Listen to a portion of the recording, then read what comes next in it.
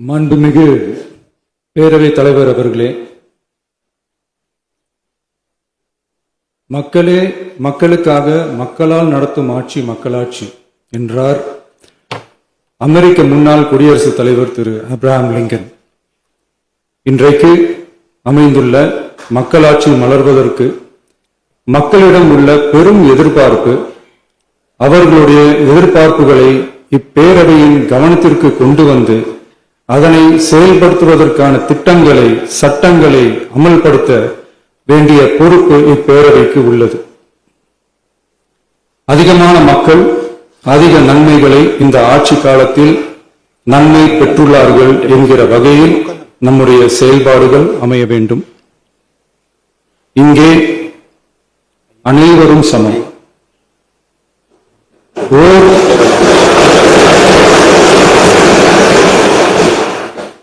ஓர் உறுப்பினரை கொண்ட கட்சிகள் இங்கே இடம் பெற்றிருந்தாலும் அவர்களுடைய கருத்துகளுக்கும் அதிக எண்ணிக்கை பெற்ற தமிழக வெற்றிக் கழக உறுப்பினர்கள் தெரிவிக்கும் கருத்துகளுக்கும் சமமாகவே மதிப்பளிக்கப்பட்டு நல்லவை ஏற்கப்பட்டு அல்லவை நிராகரிக்கப்பட்டு ஜனநாயகத்தின் இதயமாகவும் மூளையாகவும் இப்பேரவை செயல்பட வேண்டும்.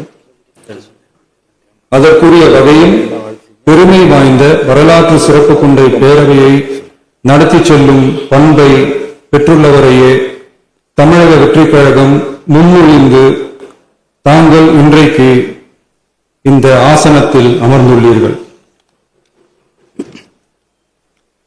மாண்புமிகு பேரவைத் தலைவர் அவர்களே, தாங்கள் பேரவைத் தலைவராக ஒருமனதாக தேர்ந்தெடுக்கப்பட்டுள்ளீர்கள். தங்களை இந்த ஆசனத்தில் மாண்புமிகு பேரவை முன்னவரும் எதிர்க்கட்சி தலைவரும் தங்களுடைய கரங்களை பிடித்து அழைத்து சென்று அமர வைத்தார்கள். இந்த சம்பிரதாயம் எப்படி வந்தது என்று சொன்னால் சுவாரஸ்யமாக இருக்கும். பெரிய வரலாறு சம்பவத்தில் உள்ளது. இங்கிலாந்து நாட்டில் உள்ள பாராளுமன்ற நடைமுறைகளை போன்றதே நம்முடைய பாராளுமன்ற நடைமுறைகளும். மன்னராட்சி இருந்த காலத்திலேயே அங்க பாராளுமன்றம் இயங்கியுள்ளது. அக்காலத்தில் அனைத்து அதிகாரங்களையும் பெற்ற மன்னரும் இருந்தார், பாராளுமன்றமும் இயங்கியது. அங்கே மன்னர் ஒரு பணியை செய்ய வேண்டும் என்று விரும்புவார், பாராளுமன்றம் அவருடைய விருப்பத்தை பெரும்பாலும் நிராகரிக்கும். மன்னர் விரும்பிய காரியத்தை பாராளுமன்றம் நிராகரித்து விட்டது என்கிற செய்தியை மன்னருக்கு சொல்ல வேண்டியவர் பாராளுமன்ற தலைவர், ஸ்பீக்கர் என்பார்கள். பாராளுமன்றத்தின் கருத்தை மன்னரிடம் சொல்ல வேண்டியவர் ஸ்பீக்கர். அதற்கு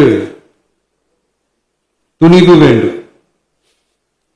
சில பணிகளை செய்வதற்குத்தான் பாராளுமன்றத்தின் அனுமதி வேண்டுமே தவிர அந்த ராஜ்யத்தில் உள்ள எந்த பிரஜைக்கும் மரண தண்டனை விதிக்கும் அதிகாரம் மன்னருக்கு உண்டு.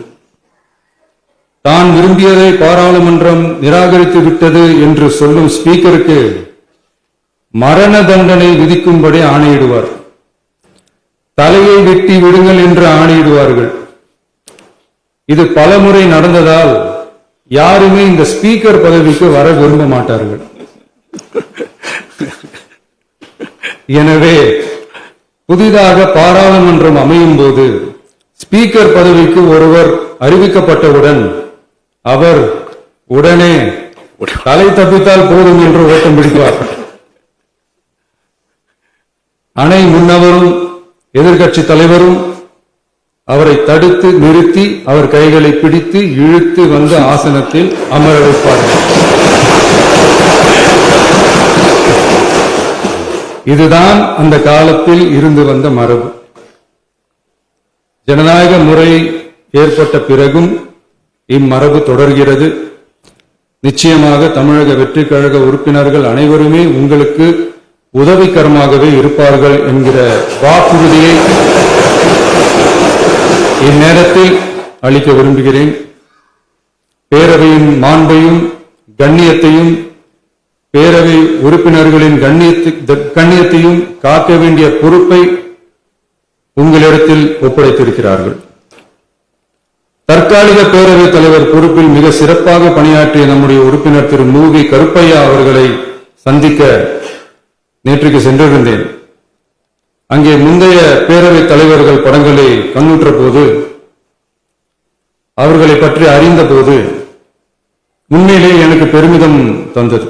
ஏனென்றால் எடுத்துக்காட்டாக விளங்கும் திரு ஜே சிவ சண்முகம் பிள்ளை, டாக்டர் யு கிருஷ்ணராவ், திரு எஸ் செல்லப்பாண்டியன் அவர்களுடைய வரிசையில் மிக சரியான ஒருவரையே நாம் முன்மொழிந்துள்ளோம் என பெருமை அடைந்தேன். அதே போன்றுதான் நம்முடைய பேரவை துணைத் தலைவர் அவர்களும் நீங்கள் இருவருமே மிக சாதாரண குடும்பத்தில் பிறந்து மக்கள் பணியாற்ற வேண்டும் என்கிற அவாவில் செயல்பட்டு வந்தவர்கள்.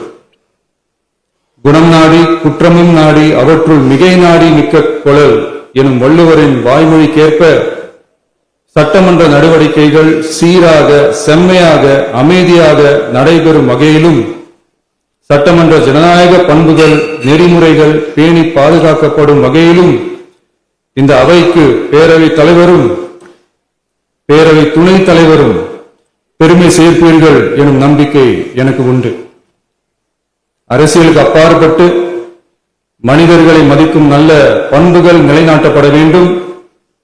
தமிழ் பண்பாடு போற்றப்பட வேண்டும். அவையின் மரபும் மாட்சிமையும் மதிப்பும் காக்கப்பட வேண்டும் என்ற நல்லெண்ணத்தின் அடிப்படையில் அந்த பதவி ஏற்றுள்ள தங்கள் இருவராலும் காப்பாற்றப்படும் என்னும் நம்பிக்கையை மீண்டும் தெரிவித்து என் உரையை நிறைவு செய்கிறேன். நன்றி, வணக்கம்.